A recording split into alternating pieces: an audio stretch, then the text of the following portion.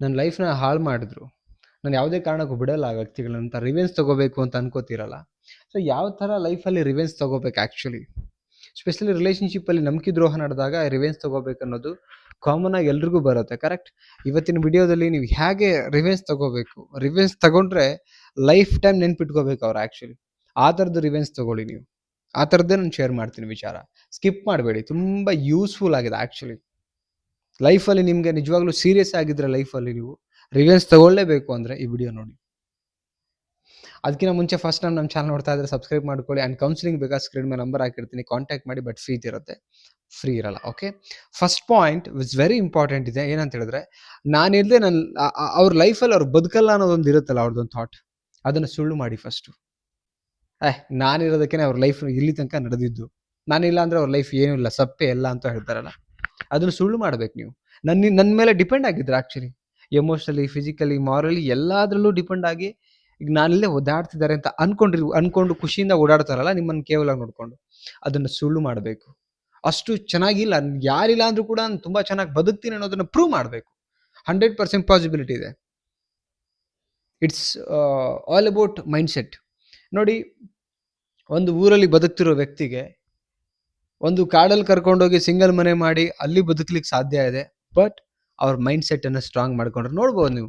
ಈ ಕೆಲವೊಂದು ಮಂಗಳೂರು, ಉಡುಪಿ ಆ ಸೈಡಲ್ಲೆಲ್ಲ ಹೋದರೆ, ಕಾರವಾರ, ಅಲ್ಲಿ ಒಂದು ಕಾಡಲ್ಲಿ ಒಂದು ಮನೆ, ಎರಡು ಮನೆ ಎಲ್ಲ ಇದೆ, ವಾಸ ಮಾಡ್ತಾರೆ, ರೂಢಿಯಾಗಿದೆ ಅವರಿಗೆ.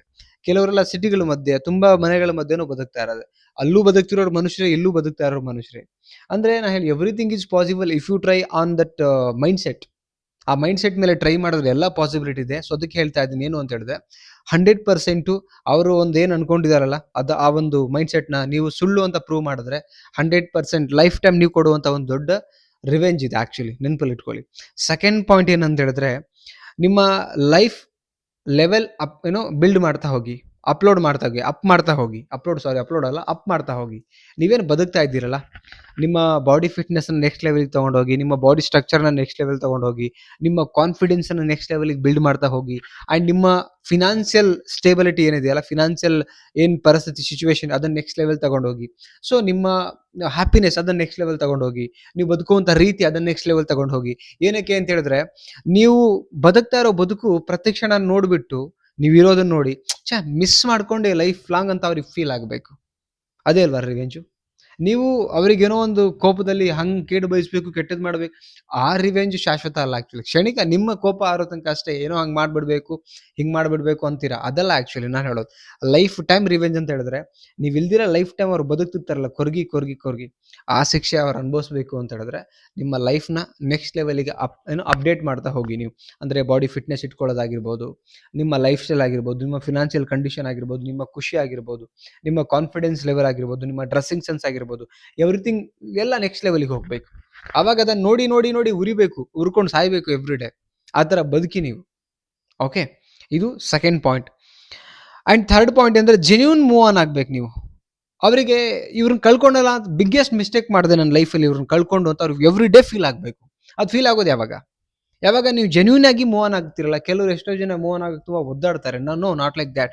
ಜೆನ್ಯೂನ್ ಇಟ್ ಮೀನ್ಸ್ ಪ್ರಾಕ್ಟಿಕಲ್ ಆಗಿ ಯೋಚನೆ ಮಾಡಬೇಕು. ನಮ್ಮ ಲೈಫಲ್ಲಿ ಎಷ್ಟೇ ಪ್ರೀತಿ ಮಾಡುವಂಥ ವ್ಯಕ್ತಿಗಳಾದರೂ ಕೂಡ ನಮಗೆ ವ್ಯಾಲ್ಯೂಸ್ ಇಲ್ಲ ಅಂತ ಬಂದಾಗ, ಅಥವಾ ನಮ್ಮೊಟ್ಟಿಗೆ ಸರಿಯಾಗಿ ಅವರು ಅಡ್ಜಸ್ಟ್ಮೆಂಟ್ ಆ್ಯಂಡ್ ಅಂಡರ್ಸ್ಟ್ಯಾಂಡಿಂಗ್ ಇಲ್ದಿರಾ, ಮಾತುಕತೆನೇ ಮಾಡ್ದಿರಾ, ಈಗೋಯಿಸ್ಟಿಕ್ ಮೈಂಡ್ ಇಟ್ಕೊಂಡು ಅವ್ರಿಗೆ ಅವರೇ ಹೋದಾಗ, ಬಿಟ್ಬಿಟ್ಟು ಹೋದಾಗ, ಸೊ ಅವ್ರಿಗೊಂದು ಫೀಲ್ ಆಗುತ್ತೆ ಒನ್ ಡೇ. 100% ನೀವು ಆ ಥರ ಬದುಕಿದಾಗ, right. So it's very important. And ಯಾವುದೇ ಕಾರಣಕ್ಕೂ ನೆಕ್ಸ್ಟ್ ಪಾಯಿಂಟ್, ಸ್ಯಾಡ್ ಪೋಸ್ಟ್ಗಳನ್ನು ಸೋಷಿಯಲ್ ಮೀಡಿಯಾದಲ್ಲಿ ಹಾಕಬೇಡಿ. ಅದನ್ನು ಕಂಟ್ರೋಲ್ ಮಾಡಿ ಆ ಎಮೋಷನ್ಸ್. ಎಷ್ಟೋ ಜನ ಬಿಟ್ಟು ಹೋದ್ರು ಅಂತ ಸೋಷಿಯಲ್ ಮೀಡಿಯಾಗಳಲ್ಲಿ ಸ್ಯಾಡ್ ಇರ್ತಕ್ಕಂಥದ್ದು, ಅಳುವಂಥದ್ದನ್ನು, ಒಬ್ಬಂಟಿ ಇರ್ತಕ್ಕಂಥ ಪೋಸ್ಟ್ಗಳನ್ನು ಹಾಕಿ ಇವ್ರ ವೀಕ್ನೆಸ್ ಅಂತ ತೋರಿಸ್ಕೋತಾರೆ. Not necessity. ಅದನ್ನು ಹಾಕೋದ್ರಿಂದ ಏನೂ ಚೇಂಜ್ ಆಗಲ್ಲ ಲೈಫಲ್ಲಿ.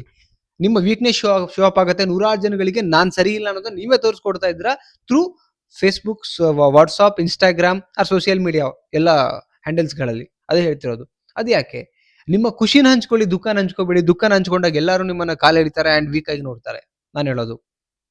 ಓಕೆ, ನಿಮ್ಮ ಬದುಕನ್ನು ಹೇಗೆ ಕಳಿಬೇಕಂತ ನೀವು ಕರೆಕ್ಟಾಗಿ ಡಿಸೈಡ್ ಮಾಡಿ. ಸ್ಟೇಟಸ್ ಹಾಕಿದ ತಕ್ಷಣ ಯಾರೋ ನಿಮ್ಮನ್ನು ಬಂದ್ಬಿಟ್ಟು ಏನದು ಸರಿ ಹೋಗ್ತಾರೆ ಅಥವಾ ಕಣ್ಣೀರು ಬರೆಸ್ತಾರೆ, ಆ ಥರ ಥಿಂಕ್ ಮಾಡಬೇಡಿ. ಎಲ್ಲರೂ ಕಣ್ಣೀರು ಹಾಕ್ಸೋರ್ನೇ ಇಲ್ಲಿ. Okay, it's very important.